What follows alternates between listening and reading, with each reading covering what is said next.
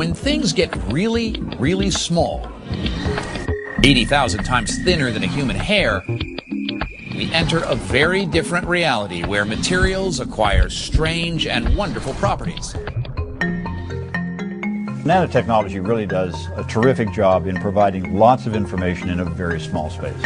We've got a new system where all people entering a train station are going to swipe their government ID, as you've described, and that information will be sent through a link analysis system to determine risk level. It takes about a second or two. The low-risk people, welcome aboard. The others, into this room with you, please. We talk about a right to privacy, but there's also a right to life. For my mother, for example, her right was taken away from her, and maybe if there had been a little bit less privacy for those terrorists on 9/11, she would still have that right. Can technology protect privacy as well as make information more available? It seems to me that what one wants to do is to ask what you're trying to protect against, and then ask what information is needed to try to do that protection. People have a certain dignity. This makes me a little uncomfortable. We're worried about the idea of your dad and other people's fathers and mothers and sisters and brothers being implanted with devices that allow people to follow them around the world. What could possibly go wrong with this technology?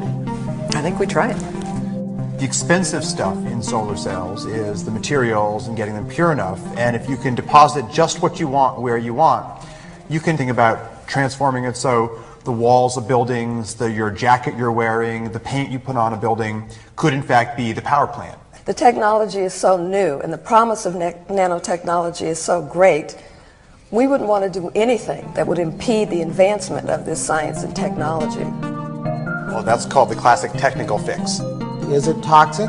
Let's imagine that to create this solar cell, say on the side of your house or on your roof, you just spray it on. It sounds good. But in that process, in the process of putting these microscopically small particles into the paint and in the spraying, you're going to be releasing those particles into the air. We didn't know enough at the beginning when we introduced PCBs and flame retardants, things that we're now dealing with the consequences of because we didn't think about it right way back then.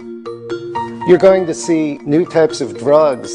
Wouldn't society change considerably?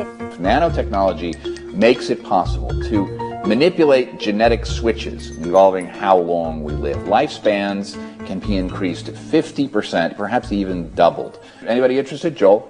Depends on whether I'm going to spend the extra 50 years drooling on my shoes. The most shocking statistic is that the average life expectancy in the industrialized world is 80 and rising, and in the developing world, 40 and falling.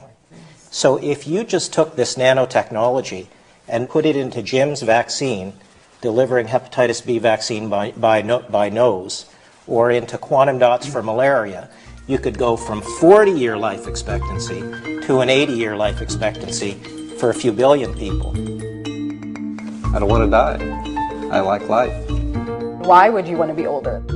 I mean, I'll still be paying off my student loans when I'm 100 probably, but if we live that long, are we going to have to keep working that long to support, and what happens to the younger people? You wouldn't want the treatment.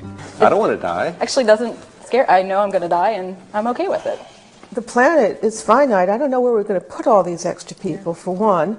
What resources we're going to use to give everyone water and food for two. I hope that my great-grandchildren thrive on this planet and my time will be finished.